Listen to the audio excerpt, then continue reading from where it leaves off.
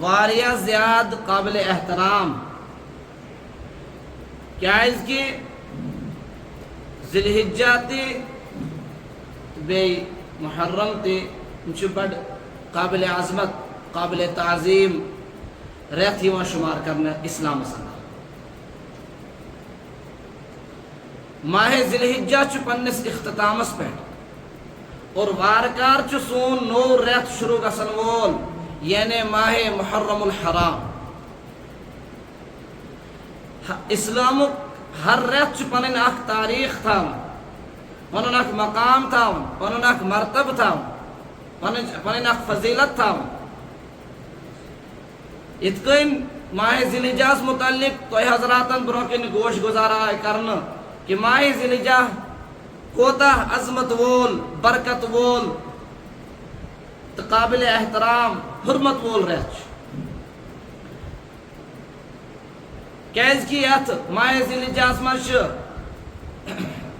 ایام تشریق تہِ، ایام ذی الحجہ تہِ، عشرۂ ذی الحجہ تہِ، ایام قربٲنی تہِ وغیرہ، قربٲنی ہُنٛد عظیٖم عمل تہِ، حجُک عظیٖم عمل تہِ، اور یِتھَے کٔنۍ پٔتمِس جُمعس شہادت حضرت عثمان غنی رضی اللہ تعالیٰ عنہ.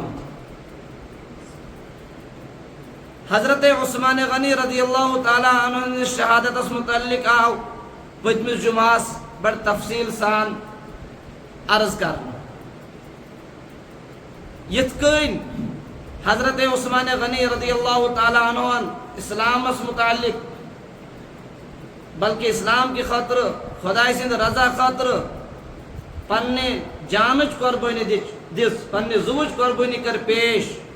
یُس جان، یُس زُو انسانس ساروی کھۄتہٕ زیادٕ عزیز تہٕ ٹوٹھ تہٕ محبوب چھُ آسان، حضرت عثمان غنی رضی اللہ تعالیٰ عنہ نے اپنی جان کی قربانی دے کر امت کو یہ پیغام دیا کہ ہر اسلام ماننے والے کو، ہر سچے مسلمان کو میری جیسی قربانی، میرے نقش قدم پر چل کر جب اس کو تقاضا ہو اسلام کی طرف سے کہ تجھے مال کی قربانی دینی ہے تو وہ دے سکے آرام سے، تجھے جان کی قربانی دینی ہے تو وہ آرام سے دے سکے. اس کو شہادت عثمان نے یہ پیغام دیا کہ ایک سچے مسلمان کو ہمیشہ اللہ کی رضا کے لیے، اللہ کے حکم کے آگے اگر مال کی قربانی دینی پڑے تو وہ دے دینی چاہیے، جان کی قربانی دینی پڑے تو دے دینی چاہیے، وقت کی قربانی دینی پڑے تو دے دینی چاہیے، خواہشات کی قربانی دینی پڑے تو دے دینی چاہیے. یہ پیغام دیا ہمیں حضرت عثمان غنی رضی اللہ تعالیٰ عنہ کی شہادت نے، جس پر پچھلے جمعہ پر مکمل بات ہو چکی. آج چونکہ ماہ ذی الحجہ اپنے اختتام پر ہے اور آگے محرم الحرام شروع ہونے والا ہے، تو ماہ ذی الحجہ کے آخری ایام میں ایک اور عظیم سانحہ پیش آیا ہے کہ شہادت حضرت عمر بن خطاب رضی اللہ تعالی عنہ پیش آئی.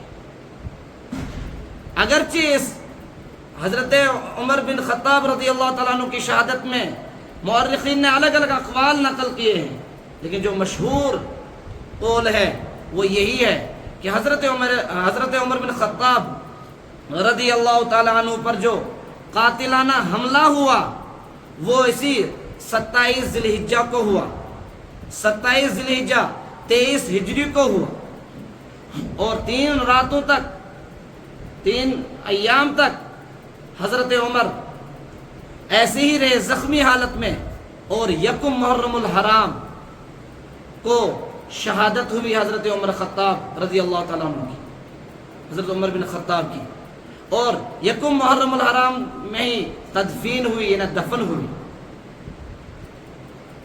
تو اس طریقے سے جو ہے اسلامی تاریخ ہمیں بتاتی ہے کہ محرم الحرام کے مہینے میں صرف واقعہ کربلا نہیں ہے، جبکہ واقعہ کربلا بھی ایک خطرناک سانحہ پیش آیا ہے، ایک افسوسناک واقعہ پیش آیا ہے، وہ بھی محرم الحرام میں ہی پیش آیا، لیکن محرم الحرام میں حضرت شہادت عمر بھی پیش آیا رضی اللہ تعالیٰ عنہ. اور ہم اہل سنت والجماعت ہیں، ہم صحابہ سے بھی محبت کرنے والے ہیں، اور اہل بیت سے بھی محبت کرنے والے ہیں. ہم دونوں کو ماننے والے ہیں اور دونوں کو اپنا سر کا تاج مانتے ہیں. اسی لیے ہمیں اہل السنت والجماعت کہتے ہیں. اہل بیت کی اپنی فضیلت ہے اور صحابہ کی اپنی فضیلت ہے. دونوں حضرات ہمارے لیے قابل احترام ہے، قابل تعظیم ہے. دونوں میں سے کوئی بھی ہمارے نزدیک جو ہے قابل، اللہ بچائے، قابل نفرت نہیں ہے یا قابل جو ہے تنقید نہیں ہے.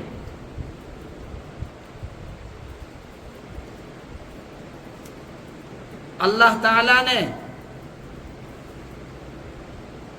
حضرت عمر بن خطاب رضی اللہ تعالیٰ عنہ کو بے شمار نعمتوں سے نوازا، اور ان نعمتوں کی وجہ سے حضرت عمر بن خطاب رضی اللہ تعالیٰ عنہ کا اسلام کے اندر، تاریخ اسلام میں ایک خصوصی مقام اور ایک خصوصی بِأُمَّتِي ابو بکر، میری امت کا سب سے زیادہ شفیق، سب سے زیادہ قابل رحم اور سب سے زیادہ نرم دل میری امت کے بارے میں وہ حضرت ابوبکر صدیق رضی اللہ تعالیٰ عنہ ہے.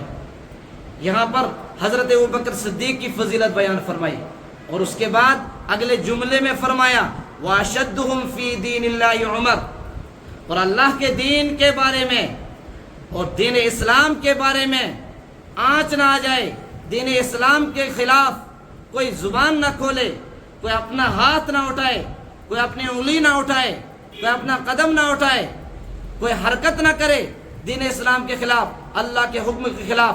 وہاں پر حضرت عمر بن خطاب کی غیرت کی تعریف کی کہ اس جیسا غیرت مند انسان میری امت میں نہیں ملتا، اس جیسی غیرت مندانہ مثال جو حضرت عمر کو اللہ نے دی ہے وہ کسی کے اندر نہیں ملتی. تو یہ کہہ کر فرمایا وَأَشَدُّهُمْ فِي دِينِ اللَّهِ عُمَرَ، عمر دین کے معاملے میں، اسلام کے معاملے میں بہت سخت ہے، ذرا بھی غلطی برداشت نہیں کرتے، ذرا بھی اللہ کے حکم کی نافرمانی برداشت نہیں کرتے. کہ اللہ کے زمین میں رہ کر، اللہ کے بنائے ہوئے آسمان کے نیچے ایک انسان زندگی گزارے اور پھر وہ اللہ کے جو ہے وحدانیت اور اللہ کے احکام کے سامنے مقابلے کے لیے کھڑا ہو جائے، للکارے، چیلنج دے، یہ عمر کو برداشت نہیں. اس لیے یہ لفظ فرمایا وَأَشَدُّهُمْ فِي دِينِ اللَّهِ عُمَرَ. اور حضرت عثمان کے بارے میں فرمایا وَأَصْدَقُهُمْ حَيَاءً عثمان، میری امت کا سب سے زیادہ حیادار انسان، حیا والا انسان وہ عثمان کے برابر نہیں. عثمان جیسی مثال میری امت میں نہیں ملتی حیا کے معاملے میں. اس لیے ملتا ہے کہ حضور صلی اللہ علیہ وسلم ایک موقع پر بیٹھے ہوئے تھے مجلس میں، تو وہاں سے ابو بکر آئے.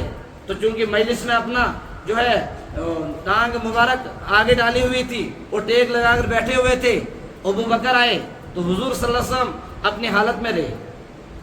اور اس کے بعد حضرت عمر آئے تو حضور صلی اللہ علیہ وسلم بھی کیا اپنی حالت میں رہے، جیسے تشریف فرماتے ویسے ہی رہے. لیکن جب حضرت عثمان غنی آئے رضی اللہ تعالی عنہ تو فوراً اپنی ٹانگ مبارک کو پیچھے کیا اور ٹیک لگا کر بیٹھے سیدھے بیٹھ گئے. تو پوچھا گیا حضرت عائشہ کی طرف سے یہ کیا وجہ؟ شیخین آئے، انہیں شیخین کہا جاتا حضرت ابو بکر اور حضرت عمر کو، کہ آپ اپنی حالت میں رہے لیکن جب عثمان آئے تو آپ سیدھا بیٹھ گئے. حضرت عثمان آئے تو آپ سیدھا بیٹھ گئے. تو حضور کا جواب جو ہے تاریخ نے یاد رکھا ہے، تاریخ نے درج کیا ہے، کہا کہ جس شخص سے میرا اللہ حیا کرتا ہو، کیا اللہ کا نبی اس سے حیا نہ کرے؟ انہیں اللہ بھی عثمان سے حیا کرتا ہے، تو میں تو نبی ہوں، مجھے تو بدرجہ اولا عثمان سے حیا کرنی چاہیے. لہذا اس لیے جب عثمان آئے تو میں نے جو ہے اپنی ٹانگ کو پیچھے کیا اور میں سیدھا ہو کر بیٹھ گیا. اس لفظ سے وَأَصْدَقُهُمْ حَيَاءً عثمان سے اللہ کے نبی نے حضرت عثمان کا مقام بیان کیا. بزرگوں، ساتھیوں، حضرت عمر رضی اللہ تعالیٰ عنہ نے کی بے شمار مثالیں ملتی ہیں اور بے شمار عجیب و غریب واقعات ملتے ہیں جن واقعات سے حضرت عمر کی فضیلت معلوم ہوتی ہے. اور وہ واقعات مستند اور مضبوط ہے. مثلا قرآن کریم کے اندر کتنی ہی آیات ایسی ہیں جو آیات حضرت عمر رضی اللہ تعالی عنہ کی رائے کے مطابق نازل ہوئی، حضرت عمر رضی اللہ تعالیٰ عنہ کے مشورے کے ساتھ موافقت رکھتی ہیں قرآن کریم کی کتنی آیات؟ مفسرین نے 20 آیات کم و بیش بیان کی ہے۔ 20 تو وہ آیات جن کو درج کیا گیا ہے، ورنہ بے شمار آیات ایسی ہیں جو حضرت عمر کے مشورے سے نازل ہوئی۔ انہیں کوئی حادثہ پیش آیا، کوئی واقعہ پیش آیا، میرے نبی نے صحابہ کو جمع کیا اور پھر ان سے بتایا بھائی ایسا واقعہ پیش آیا، بتاؤ مشورہ دے دو، رائے دے دو۔ تو ہر صحابی نے اپنے اپنی اعتبار سے رائے دے دی، مشورہ دے دیا۔ تو جہاں باقی صحابہ نے مشورہ دیا، وہاں حضرت عمر بن خطاب نے بھی کیا دیا؟ مشورہ دیا۔ لیکن اللہ نے اس مشورے کے مطابق قرآن نازل کیا، جو مشورہ اور جو رائے حضرت عمر نے دی۔ یہ بات بھی اس بات کا تقاضا کرتی ہے کہ اللہ کے نزدیک بھی عمر بن خطاب کا مقام کتنا بلند تھا۔ میں آپ حضرات کو چند مثالیں دوں گا قرآن کریم کی آیات کی کہ جو آیات عمر کے مشورے سے نازل ہوئی۔ مثلا سب سے پہلے حاجی حضرات جن کو اللہ تعالیٰ نے اس پاک سرزمین پر بلایا ہے، وہاں کی زیارت نصیب ہوئی ہے، وہ بخوبی جانتے ہیں اس بات کو کہ وہاں پر جہاں بہت ساری جگہیں ہیں، صفا مروہ، وہاں پر ایک جگہ مقام ابراہیم بھی ہے، مقام ابراہیم۔ اور اس مقام ابراہیم کا ذکر اللہ پاک نے قرآن مجید میں کیا، لیکن جس آیت میں اللہ نے مقام ابراہیم کا ذکر کیا، اس کا شان نزول اور اس کا پس منظر جب انسان پڑھتا ہے تو اس شان نزول اور پس منظر سے یہ معلوم ہوتا ہے کہ یہ حضرت عمر رضی اللہ تعالیٰ عنہ کے مشورے سے نازل ہوئی۔ بتائیے کیسے؟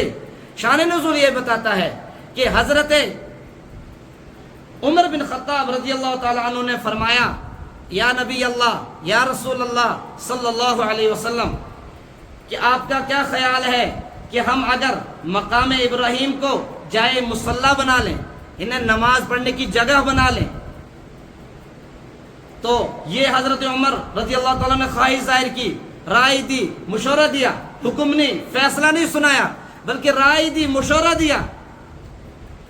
فوراً قرآن نازل ہو گیا، وَاتَّخِذُوا مِن مَّقَامِ إِبْرَاهِيمَ مُصَلًّى، مقام ابراہیم کو جائے مصلی بنا لو، یعنی وہاں 2 رکعت نماز پڑھو۔ تو چنانچہ حاجی حضرات یا عمرہ کرنے والے حضرات مقام ابراہیم پر نماز پڑھتے ہیں کہ نہیں پڑھتے؟ یہ کیوں پڑھتے ہیں؟ کیونکہ قرآن کا حکم ہے کہ وہاں پر آپ کو نماز پڑھنی ہے۔ لیکن یہ کس کے مشورے سے ہوا؟ کس نے مشورہ دیا حضور کو؟ حضرت عمر نے۔ پھر اللہ کا حکم نازل ہوا، اس کے بعد امت کے لیے پیغام جاری ہو گیا کہ مقام ابراہیم پر نماز پڑھنی ہے۔ یہ ایک مثال۔ اور اسی طریقے سے قرآن کریم کے اندر آیت حجاب ہے، پردے کی آیتیں ہیں، سورہ احزاب کے اندر، سورہ نور کے اندر بے شمار جو ہے اس کی پردے کی آیات ہیں۔ لیکن یہ پردے کی آیات جو نازل ہوئی، اس کا پس منظر بھی کیا ہے؟ یہ بھی حضرت عمر رضی اللہ تعالیٰ عنہ کا ہی مشورہ ہے۔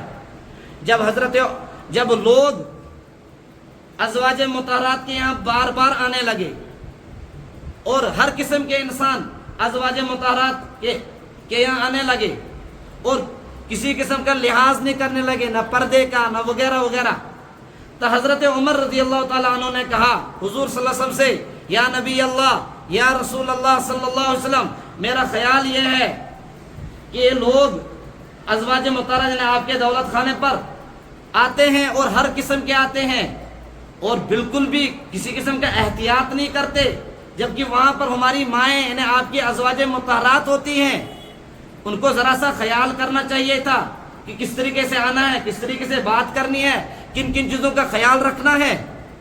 تو لہٰذا کتنا بہتر ہوتا ہے یا رسول اللہ صلی اللہ علیہ وسلم کہ جب یہ لوگ آئیں تو آپ اپنے ازواج کو کہیں کہ وہ پردہ کر لیا کریں۔ ابھی پردے کی آیت نازل نہیں ہوئی، ابھی حضرت عمر کیا دے رہے ہیں؟ حضور صلی اللہ علیہ وسلم کو رائے دے رہے ہیں، اپنی رائے پیش کر رہے ہیں، اپنا مشورہ پیش کر رہے ہیں۔ پھر فیصلہ تو اللہ نے دینا ہے اور حضور نے تو لاگو کرنا ہے۔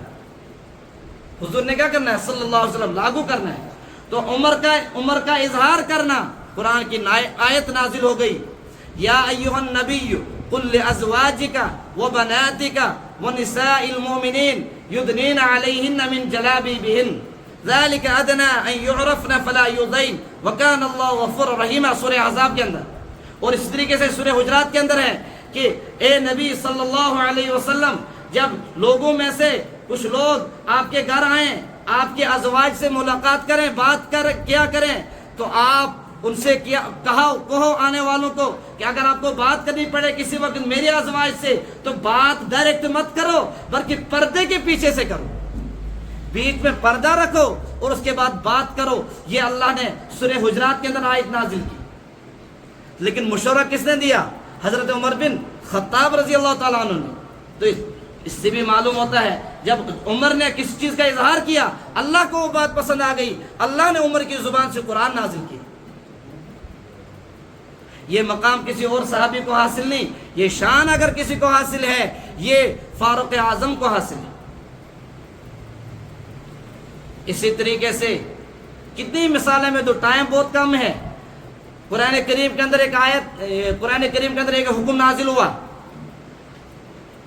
خمر کا حکم، یعنی شراب کا حکم۔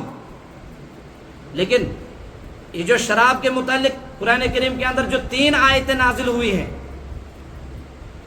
ان تینوں آیتوں کا جو پس منظر ہے وہ بھی حضرت عمر بن خطاب رضی اللہ تعالیٰ عنہ کہ جب ایک مرتبہ ایک صحابی نے نماز پڑھائی اور نماز میں اس کو سہو ہو گیا، غلطی ہوگی، بعد میں پتہ چلا کہ اس نے شراب پی تھی۔ یہ اس وقت کی بات ہے جب شراب حرام نہیں ہوئی تھی۔ حضرت عمر نے ایسے ہاتھ اٹھائے اور دعا کی، اے اللہ شراب کے بارے میں واضح حکم نازل فرما جس سے ہمیں نجات ملے، کیونکہ یہ شراب، یہ نشہ ایسی چیز ہے جو عقل کو بھی خراب کر دیتی ہے اور انسان کے اندر جو تمیز کی صلاحیت ہے وہ بھی چھین لیتی ہے نشہ۔ تو قرآن کریم کی آیت نازل ہو گئی سورہ بقرہ کے اندر، یسألونک عن الخمر والمیسر قل فیہما اثم کبیر ومنافع للناس، کہ جو ہے لوگ شراب کے بارے میں پوچھتے ہیں، کہو کہ یہ دونوں جو شراب اور خمر، یہ شراب جو ہے اور بھی جو نشے کی چیز، یہ گناہ کا کام ہے، لہذا لوگوں اگر تمہیں اس میں نفع نظر آتا ہے لیکن یہ ایسی چیز ہے جس میں نفع تھوڑا ہے اور نقصان بہت زیادہ ہے، لہذا وہ چیز اصول بنا دیا شریعت نے جس میں نفع تھوڑا سا ہو اور نقصان بہت زیادہ ہو، اس کے چھوڑنے کا حکم دے دیا۔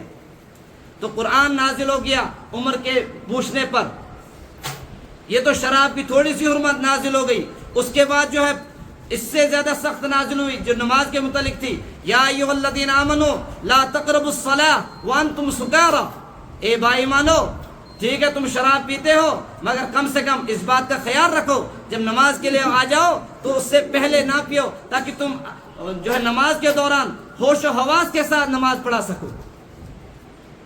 اور اس کے بعد تیسرا حکم جو نازل ہوا وہ بالکل صاف حکم آ گیا سورہ مائدہ کے اندر، جس میں یہ بات بتا دیا کہ شراب کا نقصان بتا دیا اور امت کو بتا دیا کہ اب کلی طور پر جو ہے شراب سے آپ کو اجتناب کرنا ہے، شراب سے دور رہنا ہے، نشہ آور چیزوں سے دور رہنا ہے، کیونکہ نشہ آور چیزیں ایسی عقل کو خراب کر دیتی ہیں کہ جو اس نشے میں پڑ جاتا ہے پھر اس نشہ کرنے والے کو یہ بھی معلوم نہیں ہو رہتا کہ میرے سامنے میری ماں بیٹھی ہے کہ میری بیوی بیٹھی ہے، میری بہن بیٹھی ہے کہ میری بیوی بیٹھی ہے۔